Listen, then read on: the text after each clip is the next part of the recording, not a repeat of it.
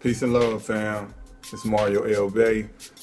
I'm going to start off with this video reading chapter 11, verse 7 of the Holy Bible. Check this out. And the swine, though he divide the hoof, and be cloven-footed, yet he cheweth not the cud, he is unclean to you. Stay tuned, stay tuned. Check this out. I'm going to go to Deuteronomy 14:8, where it states, I'm going to start off with chapter 14, verse 7, and I'll read down to verse 9. Nevertheless, these ye shall not eat of them that chew the cud, or of them that divide the cloven hoof, as the camel, and the hare, and the coney, for they chew the cud, but divide not the hoof. Therefore they are unclean unto you. And the swine, because it divided the hoof, yet cheweth not the cud, it is unclean unto you. Ye shall not eat of their flesh, nor touch their dead carcass. Verse 9. These ye shall eat of all that are in the waters. All that have fins and scales shall ye eat. And it basically goes into the fish that shall be eaten. Now, the reason that I'm reading from this book is because I know that most so-called black people are a fan of that book, respectfully, okay? And they always say things about, well, the Bible said this, the Bible said that. So what I want to do is I want to test the psychology of the so-called black people in North America in the black church. Because again, they always speak about what the Bible said. So I just read something of the Holy Bible in which the book they claim they read and know. But North America, we deal with obesity on a very high level, violence on an extremely high level, homosexuality on an extremely high level. Just perfect. It's perfectly, it's insanity. Okay.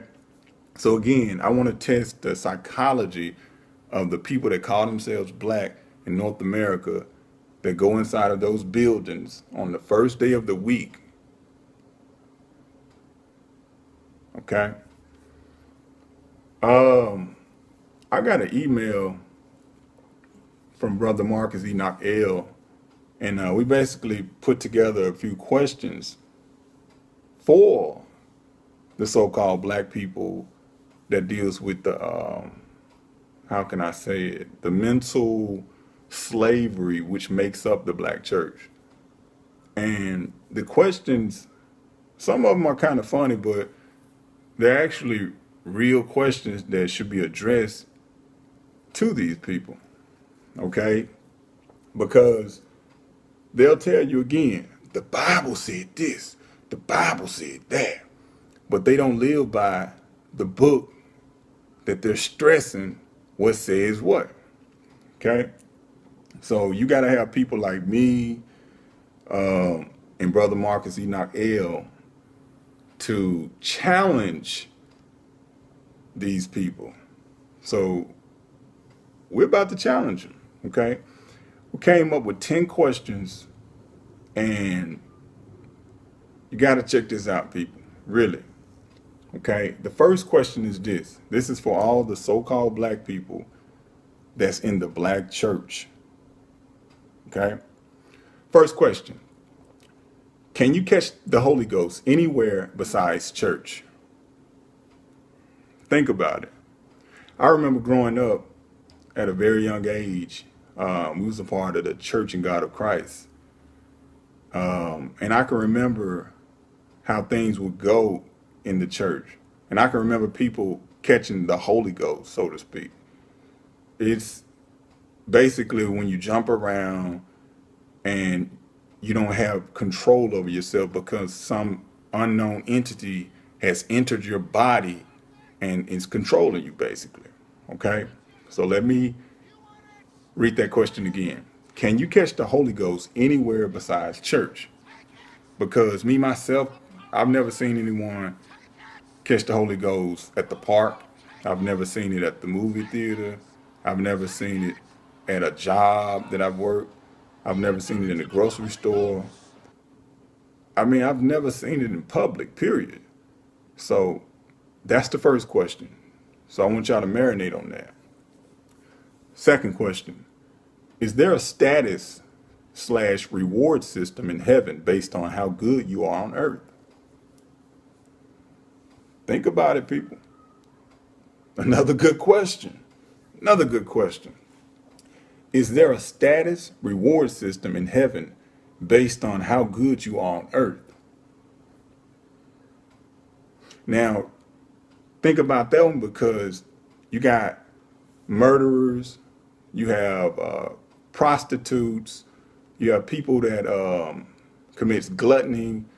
I mean, you just have madness, violence, and all of these people claim the book in which our ancestors wrote with good morals and principles. They claim this. And then you have people like nuns and monks that are actually disciplined. So is there a status/reward system in heaven based on how good you are on earth? Third question. If you have been going to church for 10 plus years, shouldn't you have the Bible memorized? That's a good one. That's a good one. So the question is, what strong disciplines do Christians have in demonstrating their beliefs besides going to church on the first day of the week? Like, seriously. You know, I know a lot of Muslim brothers. I wouldn't say all that I know, but I know a lot of Muslim brothers have memorized the Quran. Like, for real. That takes a lot of discipline.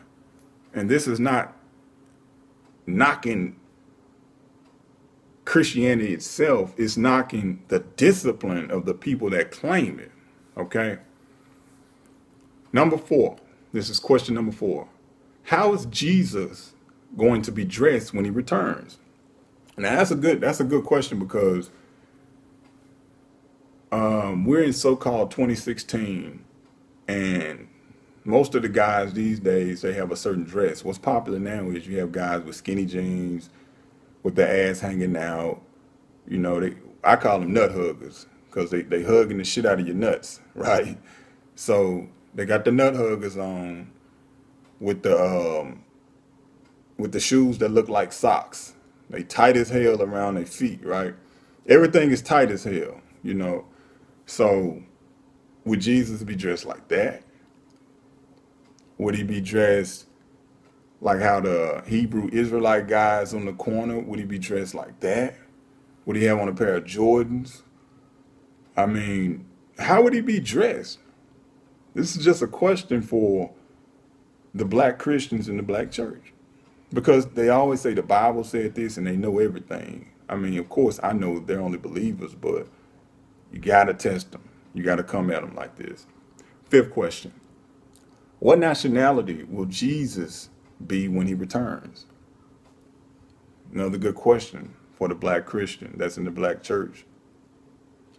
6. If the people can't accept anything besides a European-looking Jesus in movies, how will they deal with the real Jesus if he returns looking like Forrest Whitaker, for example?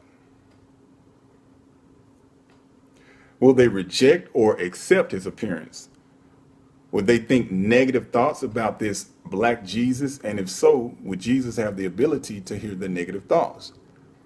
What would he think, and would he be forgiven?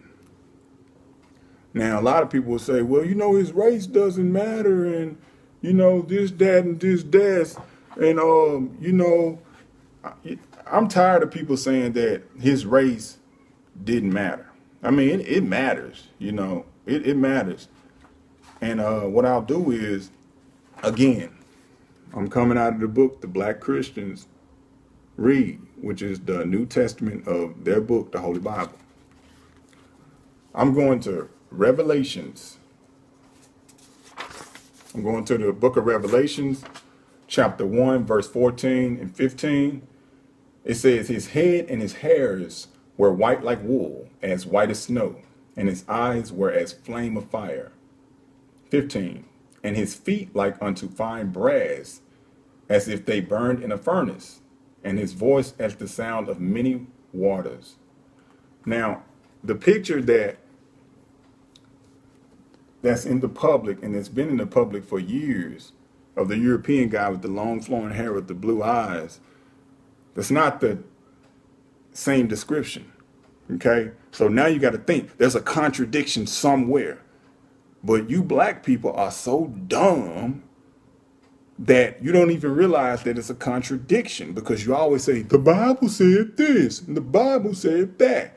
Well, the Bible just describes Jesus. But in every church you go to, you see a European guy with long flowing hair with blue eyes. Y'all better get y'all mind right. 7. If the people live a life that consists of sex, drugs, alcohol, and more sex, which all make up what we call sin, then would the people really enjoy a sinless, boring heaven for all eternity when they complain about being in church for over 2 hours? We're killing them with these questions. Number 8. Why do people laugh when comedians talk about how long and boring church service is, and how they can't seem to stay awake because the service is too long? What's so funny? Why is God so boring and the devil so much fun? People never complain about the club staying open too long, or the party never ending. Sin equals fun. Praising God equals boring. Should God be offended? I mean, I know I would be offended if I was Jesus or God, because you know they mixed the two. Number 9. Why do Christians care more about their outer appearance than their inner health? This is a good one. I can remember, I think I was at the airport or somewhere, and I can remember seeing this very, very, very large and obese sister. And she was sitting down, and I can remember she had on maybe white or some type of silver and white. She was dressed up very nicely. And I can remember she was eating a hot dog with extra works, like relish, mustard. It was like a whole bunch of stuff on this like foot-long hot dog. And I can remember her being extremely careful not to waste the relish, the mustard, the ketchup, and everything else she had on her attire, on her dress. But she's not worried about what's going inside of her body. And that's probably why she weighed like 800 pounds. So that psychology in itself is insanity. Okay? Insanity. Who is more concerned with her outer body as opposed to what she puts in it? Again, obese woman eating a hot dog with extra works and was afraid to get it on her clothes, but she was poisoning the inside of her body. Number 10. What does praying over food do exactly? If you saw me spit in your spaghetti, would you pray over it and have God bless it so you could eat it? Why not? Think about it, people. Think about it. You see a lot of people that pray for their food, and I'm not saying there's something wrong for praying for your food, but the logic in the question has to be examined. Because the average person will say, no, if I saw you spitting, I wouldn't do it. But if you actually believed in the higher power, I mean, isn't that the whole purpose of you praying for it anyway? So is the faith there in the black Christian and that attends the black church? Is the faith really there? I don't think so. I don't think so at all. Again, I'm going to come back with a part 2 of this because we'll have more questions. But like I said, it's just to analyze the black Christian and the black church, because it's insanity, pure madness. chaos these days, what we experience with our brothers and sisters that's dealing with this mental, psychological warfare that's called church. Okay? And again, they'll attack this video and say, well, the Bible said. Okay, just make sure the next time you say the Bible said, quote something that you don't say the Bible said.